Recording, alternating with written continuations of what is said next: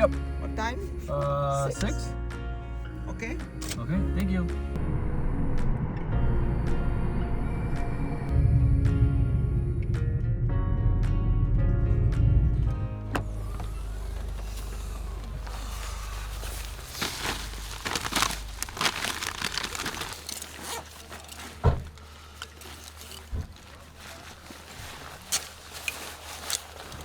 All right, welcome everybody. We are here in the Dolomites at Cime, I think that's how you say it, for a few iconic hikes. It is very cold today. I could see my breath a second ago. It is 7:30 a.m. and we are about to go hike.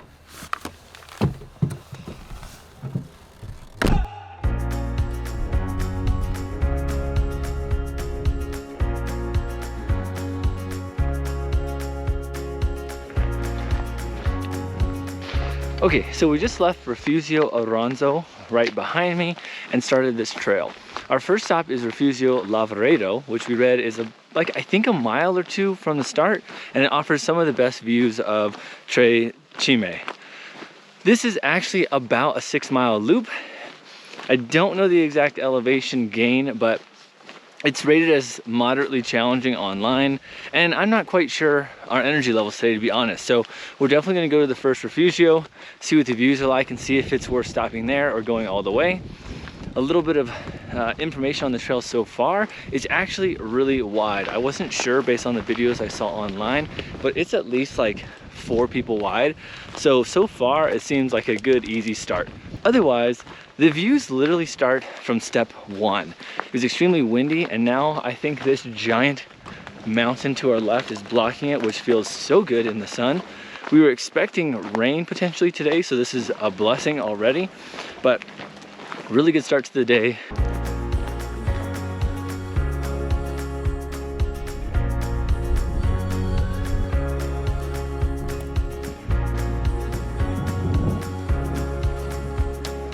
I think we're getting very lucky because we just happened to be visiting the Dolomites in July, and there was like a random rainstorms for like the last 5 days.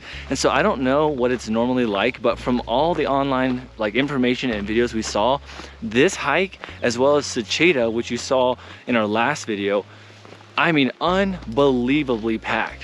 So right now, first thing in the morning, 7:30, I mean, there's, you know, we still see a lot of people, but I feel like we have a lot of this to ourselves. Storms are kind of deterring people. Maybe that's helping.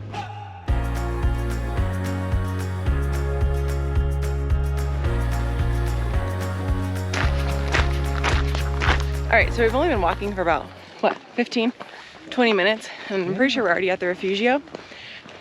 Normally we probably would do the entire 7-mile loop, but we're trying to beat some thunderstorms today, and there's a couple other stops we want to make.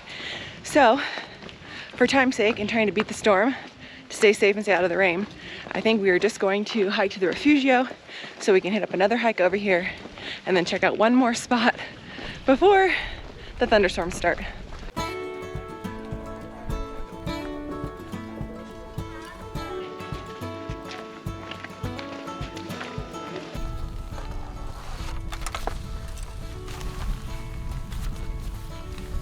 Okay, it was approximately 1.4 miles from the car to Refugio Lavaredo.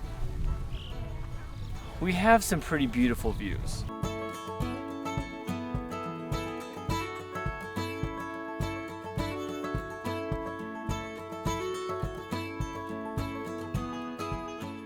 Then we're gonna snack, take in these views, and then head back to the car like Carrie said. We have another hike planned, which is about a 2-mile hike for some other good views of the area, and then a special surprise planned after that. We left our hotel super early, so we didn't really get any breakfast, so we figured this is a perfect spot. What do you want? Incredible views to have our breakfast today. Is yours an apple? I have a granola bar. Do you want it? Yeah.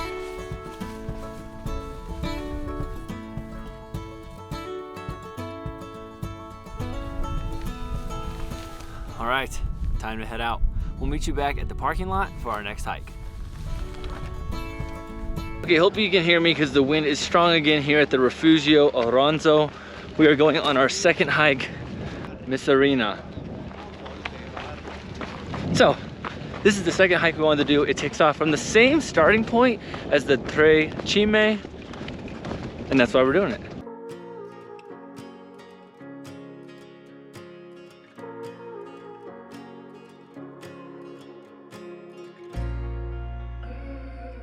This is about a 2-mile hike. It is way less packed. I mean, the other one is getting busier and busier. You can see from all the people walking on it. I don't know if you can see them behind me, but there's a lot. This one, I count 7 as of right now, and it looks pretty empty. But it's supposed to give a really cool view at the end of this, overlooking some of the, well, I don't know what they're called. Yeah, overlooking some of the jagged peaks.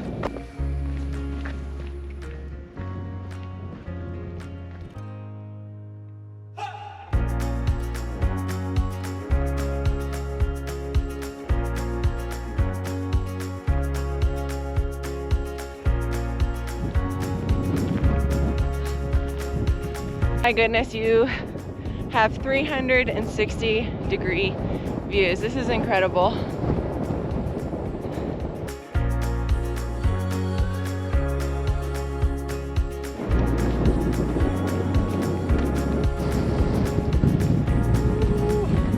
Windy. Come up over this ridge, and this is incredible. Holy cow.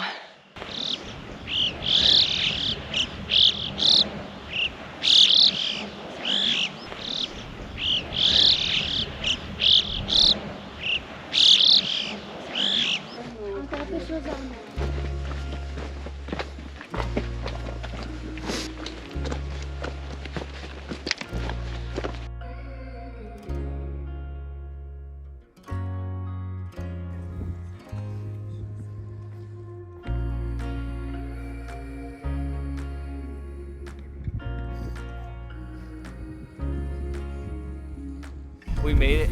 We are 1 mile into this hike and we found the perfect viewpoint. Now you can go further, as you can see behind me. That trail continues and there's like the social media point down to the right of me, and there's a long line. And I'll be honest, I don't know if it's worth it right now for us. We got great shots, no one's here, we're basically by ourselves just getting to take in this view, so we stopped at 1 mile. If you want to go further and wait in the line, that's what I think everyone posts on social media, and it looks like a good view, but I would definitely say at the 1 mile mark, everything to the right of me is gorgeous, and like I said, there's no one around us.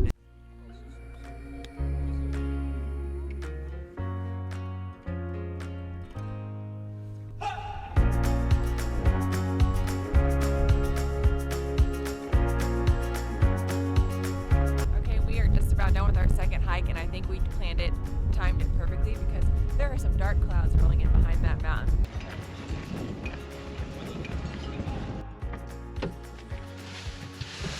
Oh, okay, we made it.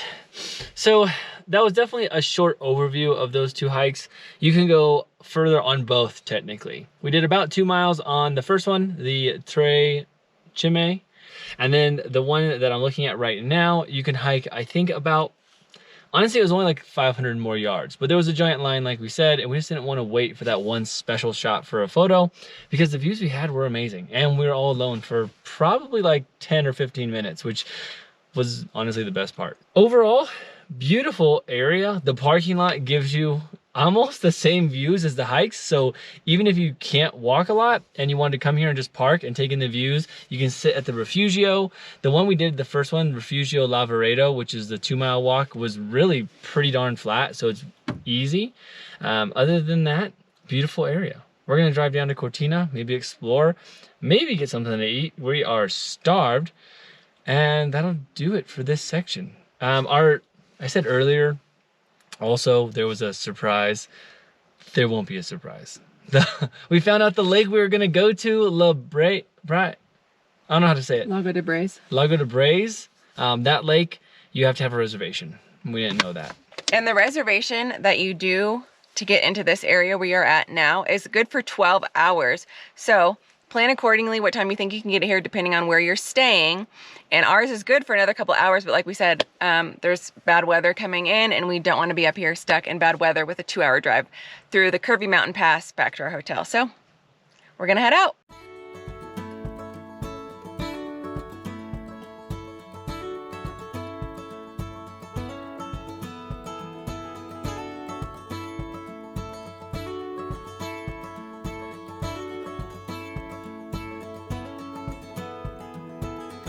We found a restaurant in Cortina de Ampezzo that is another certified gluten-free restaurant. And a cool thing about this place is they are going to be co-hosting the Olympics, the Winter Olympics in 2026 with Milan. So we're seeing a lot of cool Olympic signs and signs preparing for the Olympics as we walk through town. Oh, you got a little piece. That's smart. That's good. Try that one.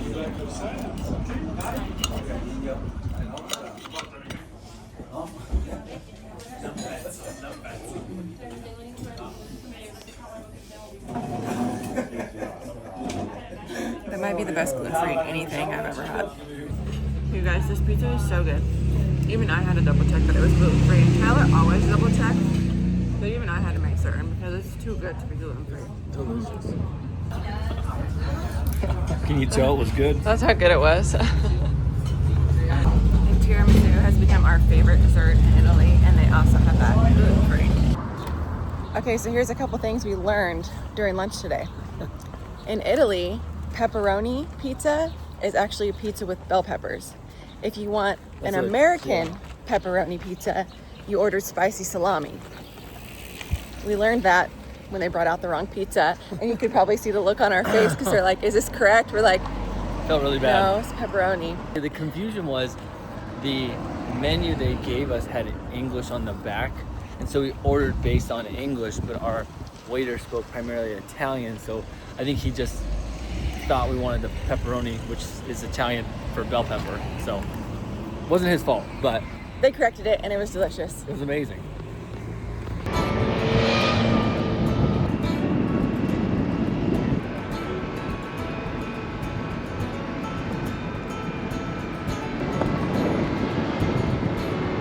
So as you can see by the videos, this is just an absolutely stunning drive, both going down into Cortina and coming back the other way. And we love to see wildlife, and we come around this curve and I see what looks like either a bunch of sheep or a bunch of goats on a side of a super steep cliff, and I'm looking closely and there is like a person out there, like a shepherd, herding these, is it sheep or flock? Herding this flock of animals on this like 60-degree incline. This is crazy.